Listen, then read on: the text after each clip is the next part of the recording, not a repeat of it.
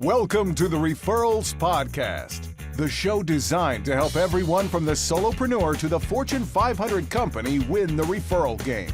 If you want to build a company with an army of ambassadors and raving fans who speak highly of you and refer you willingly, you are in the right place. And now, here is your host, Michael J. Maher. Hey, Referrals Podcast listeners. Hey, this is Sherry Maher, the producer of Referrals Podcast. And I get a question all the time about, I just want a taste of one of Michael's events, or I just want to join in for a second on one of his classes just to see what they're like. So I'm taking you into the book club that he's currently doing right now. There was a Q&A session that I thought was pretty impactful, and I wanted to share with everyone. So I'm going to give you just a short snippet of the book club session that Michael did just a week ago. So enjoy this little snippet from there, and we'll see you guys again next week.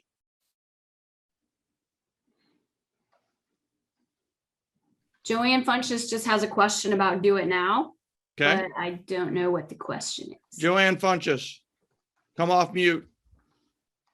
Do it now. Yeah. Okay. Yes, sir. Hey, Sherry. Yes, sir. My question about Do It Now is this. Of course, I love how it's like, do it now, and then they jump right on it. And where I struggle, my question is, how do I do it now? I know that might sound silly, but it's like, how do I do it now when, as a woman, a mom, it's like, I'll have a plan and I need to do such and such. And I figure when something comes up, it's like, do it now, but I feel it's going to interrupt or throw me off what I'm working on. So how do I balance that? So a few things here. First is the first thing is, and I'm about to offend 68% of our attendees, is don't let being a woman or being a mom be an excuse. It's not an excuse, right? I know you're a great mom. I know you're a great woman. You're a great lady. You're a great business owner. You're a great producer. You're a top producer. But I think the first thing is don't predicate anything that you're doing with, I'm just this, or because I'm this, I am limited, because the truth is you are not limited by anything. So that's the first thing, right? So Do It Now is merely a reprogramming to overcome procrastination, right? And I will tell you that we all have this multiple personality disorder that allows us to multitask, right? So we have the ability to, that's why humans, we survive, right? Is because we were able to multitask and do a lot of things. But here's the thing is, Do It Now, a couple things. One is have a place for popcorn thoughts. You have a lot of great ideas. There's a lot of things you need to do now. Have a place, a blessings book for me. Or I have my coach's notebook. I'm telling you right now, I'm on play overload when it comes to football. Like my radar is up. So I see a play or something, I write it down, I scope it out. Now, that doesn't mean we go and teach it and run it right now, but I've got a place I can reference back to do my list, to do whatever it is. The other thing too is, if you have the time to do it now, do it now.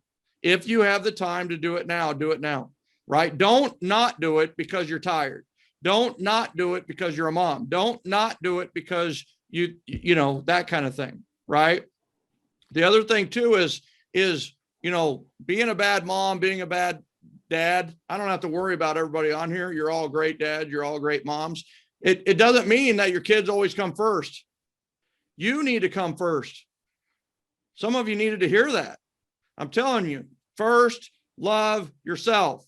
To truly fly, to truly go to the next level, first, love yourself. So that means take care of yourself first. I mean, is that a heavenly moment right there? I mean, come on, like did you guys hear that sound from God right there? That were the angels shuffling in the sky at the comment. Come on now. Woo! You guys didn't know that was going to break out, did you? So I think the biggest thing is that you can't do everything at once. You can't do everything, right? But you can do something. And the greatest thing you can do is one thing. You can only do one thing at a time. So do the one thing and then do the next one thing, right? Here's the other thing is like, give yourself a break. right? Give yourself a break. Everybody give yourself a break. I mean, is there a lot we could do in real estate? Is there a lot we could do in business? Is there a lot we could do personally? Is there a lot we can do in life? Like, I mean, dang, let's go hang gliding. Let's bungee jump. Let's go on a roller coaster. Let's go skydiving, baby. Can't do all that once, right? So it's like, listen, we can only do one thing. Just get it done. Go to the next thing. That leads to priorities, which is a big conversation under chapter 4. So I don't want to go into that a whole lot, but chapter 4 is going to talk about priorities and time management. So that'll be a great next step. I love it. Thanks, Joanne.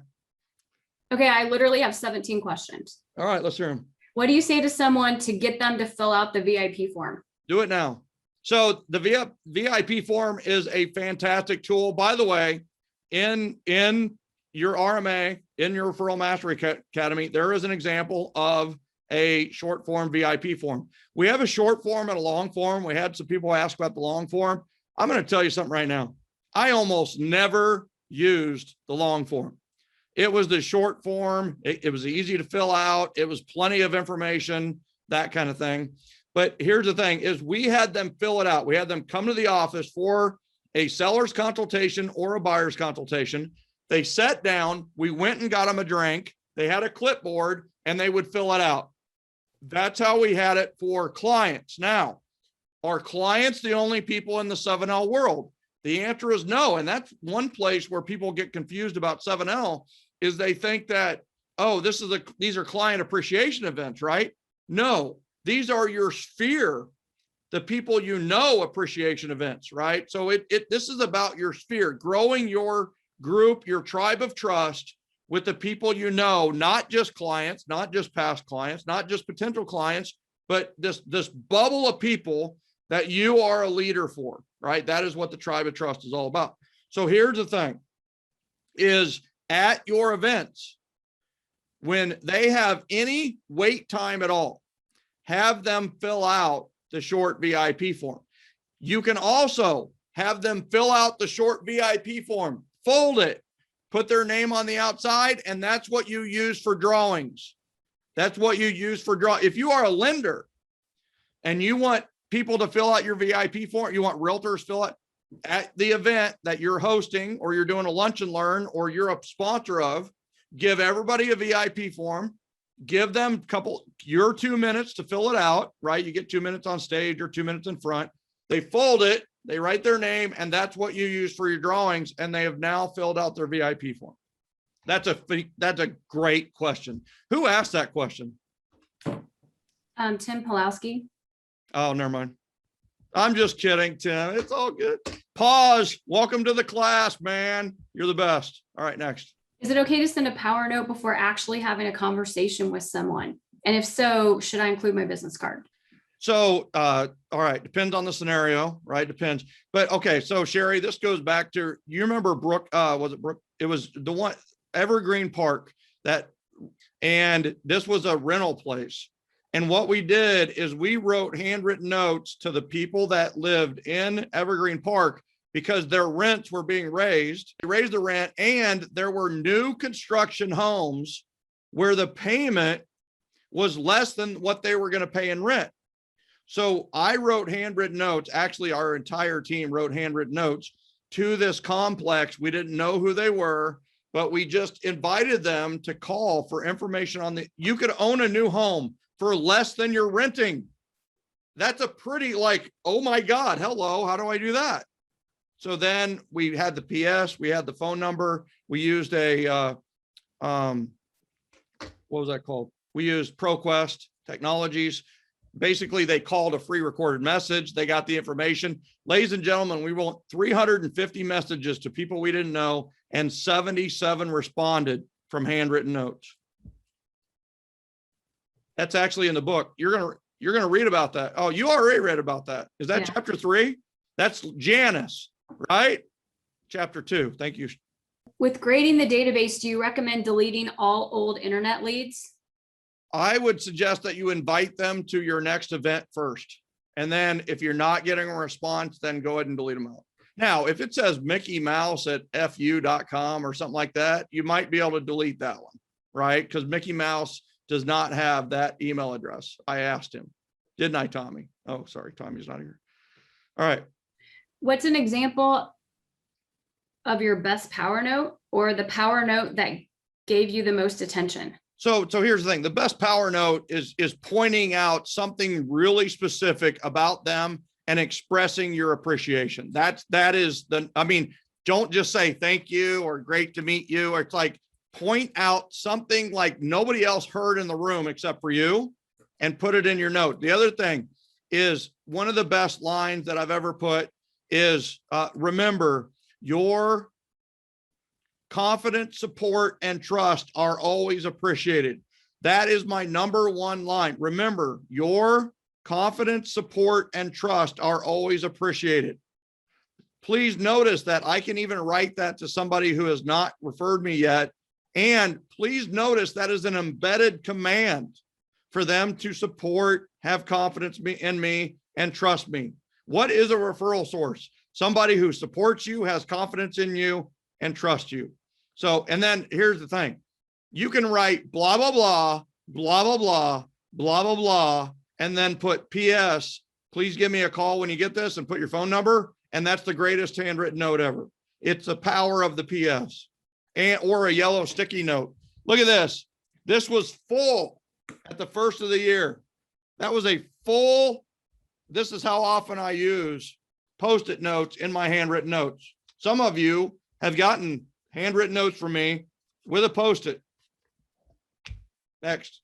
Can you meet with people on Zoom, or is it more important to schedule a day for lunch and meet them at a restaurant? All right. So let me ask you guys this. I'll answer the question with a question, which I do all the time. So which is better? You are actually going to interview people for a job.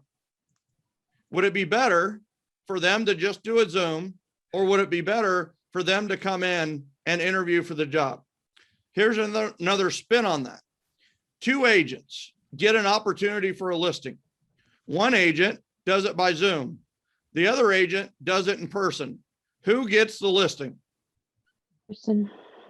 It's the in-person. Mm-hmm. I'm telling you right now, it's the in-person. There is an energy that you cannot bottle on Zoom. As much as I want, baby, as much as I want to hug you, Joanne Funches, I can't do it, right? So it's like, it's just different when it's in person. It's just different. It's just different. So I'm telling you, I know some of you are in California. I'm just going to apologize up front. I'm kidding. But here's the thing. I know some of you are in California. You're the last state to kind of get this open, but it's opening. It's opening. It's opening. Be the first to schedule your one-on-ones. Be the first to do your lunches. Be the first to be in person, and they will remember it forever. They will remember you. In-person wins. Right. You guys do know you can text message me, right? Yep. Some of you are looking at me funny. Come on, I gave you my number. Tanya McLeod's all over it. We literally had like a conversation last couple of days.